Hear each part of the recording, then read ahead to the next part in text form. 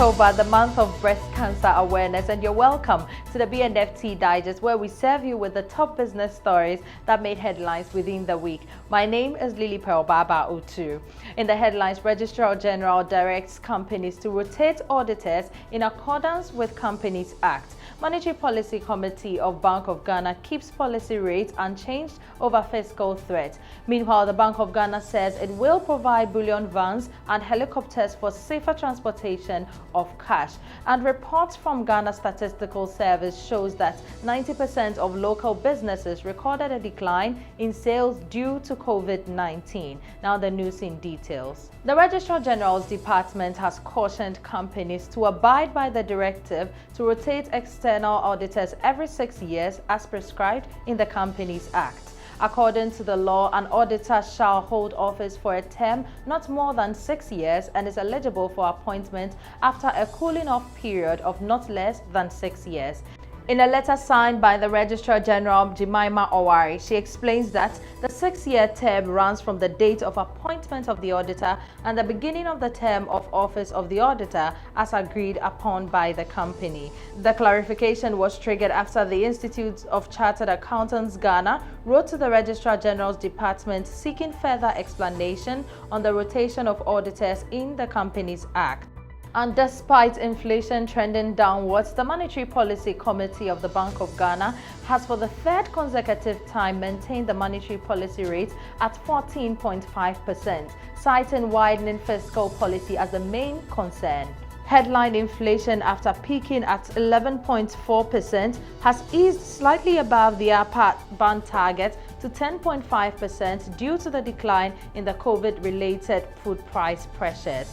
However, data from the Bank of Ghana on budget execution for the first 7 months has shown that an overall budget deficit of 7.4% of GDP against the revised target of 7.2% of GDP, indicating the COVID-19 pandemic continues to impact fiscal operations. While the Governor of the Bank of Ghana, Dr. Ernest Addison, has assured that discussions are far advanced for the central bank to provide some of its fleet of bullion vans, coupled with getting helicopters from the Air Force to ensure the safe transportation of cash across the country. His comments come on the back of an attack in broad daylight on a bullion van at Mansumem in the Amansie West district of the Ashanti region some few weeks ago, with the armed robbers absconding with a reported 2 large metal cases containing cash and further killing the cashier in the process. It is against this background that many are calling for the use of bulletproof vans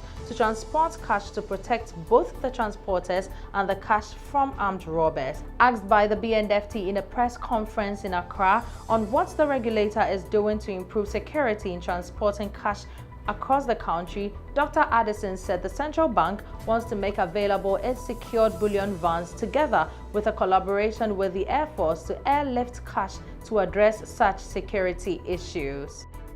New data released by the Ghana Statistical Service shows that the coronavirus pandemic led to a significant decline of sales in about 90% of local businesses surveyed in 2,770 localities in the country from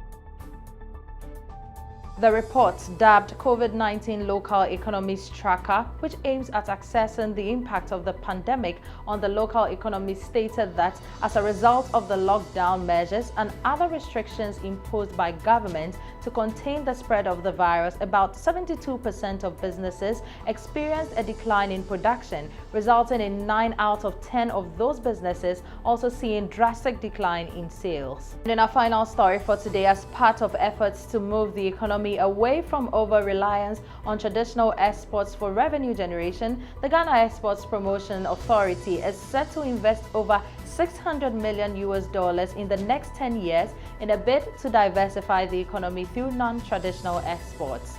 The country's exports have historically focused on gold, cocoa, timber, and quite recently crude oil, which together yielded more than $12 billion in 2019, according to the Statistical Bulletin report of May 2020. However, the yet-to-be-launched National Export Development Strategy, which is to serve as a policy guide for diversifying the country's exports, seeks to add at least 25 billion US dollars from non-traditional exports by 2030. And it's a wrap on today's edition of the B&FT Digest. Don't forget to grab a copy of the B&FT newspaper or simply visit thebftonline.com for more stories. You can also subscribe to our digital version and follow us on all our social media platforms. As Pink October, get yourself tested in all health facilities, especially those that are offering free health screening for breast cancer. My name is Lily Pearl Baba Utu. Have a lovely weekend.